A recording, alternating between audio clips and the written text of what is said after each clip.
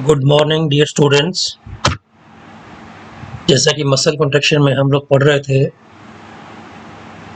एक कॉन्ट्रैक्शन के रिलैक्स की साइकिल में एक एटीपी कंज्यूम होता है या एक एटीपी का इस्तेमाल होता है, जिससे कि मायोसिन मॉलिक्यूल एक्टिन फिलामेंट को एक छोटी दूरी तक मूव करता है। एक सिंगल कॉन्ट्रैक्टाइल इवेंट के अंदर ये जो इवेंट होता है ये मसल फाइबर एक्शन पोटेंशियल के द्वारा प्रेरित होता है। प्रत्येक क्रॉस ब्रिज कई बाइंडिंग और अनबाइंडिंग साइकिल्स को रिपीट करता है, जुड़ना और हटना। जो क्रॉस ब्रिजेस हैं ये एक दूसरे से स्वतंत्र और एसिंक्रोनस का अर्थ है कि एक ही समय में सारे क्रॉस ब्रिज एक ही कार्य नहीं करते हैं, जिससे कि एक साइकिल के अंदर कुछ क्रॉस ब्रिज एक्टिन से जुड़े रहते हैं, कुछ दूसरे अवस्थाओं में होते हैं, जैसा कि हमने 6 इसकी साइकिल स्टेजेस की बात की थी।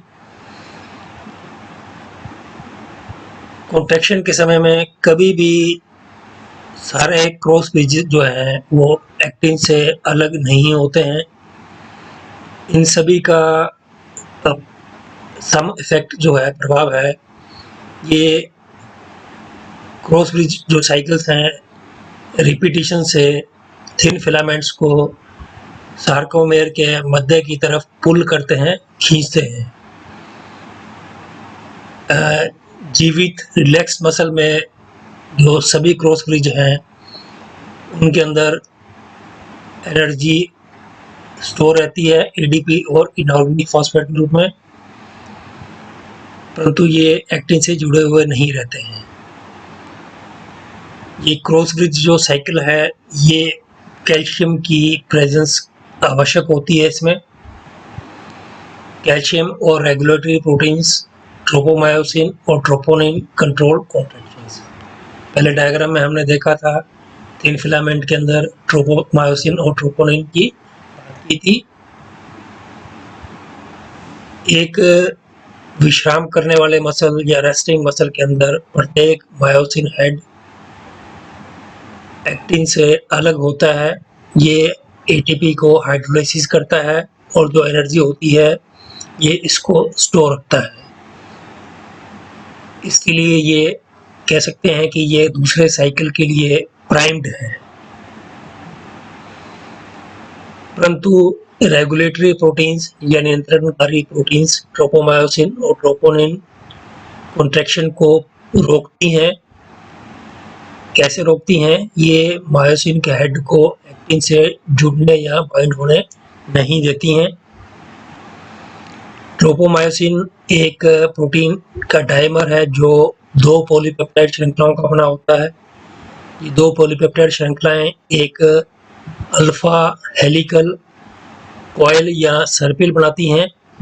ये कॉइल या हेलिक्स जो होता है सर्पिल, ये 2 एक्टिन श्रृंखलाओं के खांचे में या ग्रूव में उपस्थित होता है। थिन फिलामेंट में एक सिंगल ट्रोपोमायोसिन जो का मॉलिक्यूल है ये 7 जी एक्टिन मॉलिक्यूल्स तक लंबाई जितना होता है। प्रत्येक ट्रोपोमायोसिन मॉलिक्यूल है एक ट्रोपोनिन मॉलिक्यूल से जुड़ा हुआ रहता है। ट्रोपोनिन की 3 उप इकाइयां या सब यूनिट्स होती हैं। एक होती है ट्रोपोनिन टी जो कि ट्रोपोमायोसिन से जुड़ी रहती है, दूसरी होती है ट्रोपोनिन आई जो कि एक्टिन से जुड़ी रहती है, तीसरी होती है ट्रोपोनिन सी जो कि कैल्शियम आयन से जुड़ती है। रेस्टिंग अवस्था में ट्रोपोमायोसिन का जो मॉलिक्यूल है जो वो एक्टिन के ऊपर जो मायोसिन बाइंडिंग साइट है, जिस स्थान पर एक्टिन के जिस स्थान पर मायोसिन जुड़ता है उस स्थान को ऊपर रहती है, जिससे कि इसका जो बाइंडिंग या बंधक स्थल है एक्टिन का मायोसिन से जुड़ने का, ये ढका हुआ रहता है, जिससे कि मायोसिन जुड़ नहीं पाती है। मायोसिन का हेड या क्रॉस ब्रिज एक्टिन से जुड़ नहीं पाता है। कॉन्ट्रैक्शन के लिए ट्रोपोमायोसिन का एक्टिन के मायोसिन बाइंडिंग साइट से हटना आवश्यक है। ये तब हटेगा जब कैल्शियम ट्रोपोनिन से जुड़ेगा। इस डायग्राम में दिखाया गया है कि जब कैल्शियम आयंस उपस्थित नहीं होते हैं साइटोप्लाज्म में, इसको रिलैक्स्ड अवस्था कहते हैं। इस अवस्था में ये जो ट्रोपोमायोसिन दिखाई दे रही है, ये बंधक स्थल का नीचे दिखाई दे रहा है ढका हुआ, जिससे कि ये मायोसिन हेड इससे जुड़ नहीं पाता जब तक ये बीच में से नहीं हटेगी। ट्रोपोमायोसिन नहीं हटेगा क्योंकि ट्रोपोमायोसिन ने ब्लॉक कर रखा है, रोक रखा है। ये है कैल्शियम आयंस जब इसमें साइटोप्लाज्म में उपस्थित होते हैं तब ये ट्रोपोमायोसिन जो है अलग हो जाती है और ये इसके जो स्थल हैं, बाइंडिंग स्थल, ये ढके हुए नहीं रहते हैं और ये इसका क्रॉस ब्रिज मायोसिन का हेड इससे जुड़ सकता है।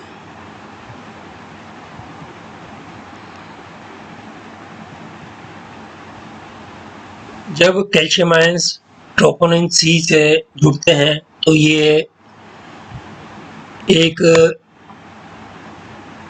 कई प्रकार के संरचनात्मक परिवर्तनों को ट्रिगर करते हैं, प्रेरित करते हैं, जिससे कि ट्रोपोनिन, ट्रोपोमायोसिन और एक्टिन ये परमिट करते हैं या आप इसको अनुमति देते हैं मायोसिन क्रॉस ब्रिजेस को एक्टिन से जुड़ने के लिए।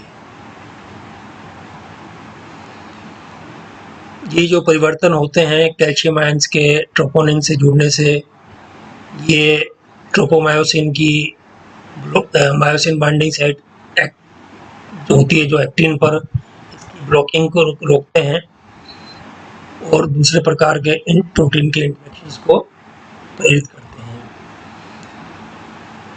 जब एक्टिन और मायोसिन के बीच मध्य इंटरेक्शन पॉसिबल होता है तो जो प्राइम्ड मायोसिन क्रॉस ब्रिज है, प्राइम्ड का अर्थ है कि इनके अंदर एडीपी और इनऑर्गेनिक फास्फेट एनर्जी के रूप में है, तो ये क्रॉस ब्रिजेस साइकिल्स चलते रहते हैं जब तक कि कैल्शियम बाहर नहीं चला जाता है।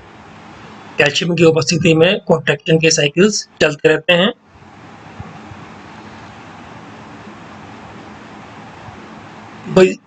मसल कॉन्ट्रैक्ट तब होगा जब कैल्शियम आयंस साइटोप्लाज्म में उपलब्ध होंगे ट्रोपोनिन से जुड़ने के लिए।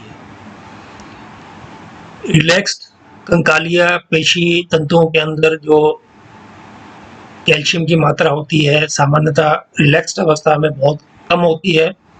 इस अवस्था में ये कैल्शियम ट्रोपोनिन से जुड़ नहीं पाते हैं। तो यह है summary vertebrate skeletal muscle cells की। प्रत्येक जो पूरा मसल है उसके अंदर बंडल्स पाए जाते हैं मसल फाइबर्स के, जो कि लंबवत रूप में उपस्थित होते हैं। ये मसल फाइबर बने होते हैं मायोफाइब्रिल से। जो मायोफाइब्रिल्स में थिक और थिन मायोफिलामेंट्स पाए जाते हैं। ये थिक और थिन फिलामेंट्स, मोटे और पतले मायोफिलामेंट्स जो हैं सार्कोपियर में व्यवस्थित होते हैं। प्रत्येक मायोफाइब्रिल के अंदर एक क्रम में सार्कोमेयर्स उपस्थित होते हैं, जिससे कि प्रत्येक मसल फाइबर में ये लंबवत रूप में पैरेलल उपस्थित होते हैं, जिससे कि ये मसल फाइबर धारीदार दिखाई देता है। टाइटिन और नेबुलिन जो प्रोटीन है, ये थिक और थिन फिलामेंट्स को स्टेबलाइज रखती है या इनको अलाइन रखती है, जिससे कि ये इधर उधर नहीं जा सके। जो कॉन्ट्रैक्टाइल प्रोटीन्स हैं, संकुचनशील प्रोटीन्स एक्टिन और मायोसिन, ये ध्रुवीय रूप में पॉलीमराइज होती हैं थिन और थिक फिलामेंट्स के रूप में। जब फिलामेंट्स स्लाइड करते हैं कॉन्ट्रैक्शन के समय, जो मायोसिन का हेड होता है ये इंडिविजुअल एक्टिन मॉलिक्यूल्स को सार्कोमेयर के सेंटर के मध्य की तरफ धकेलते हैं।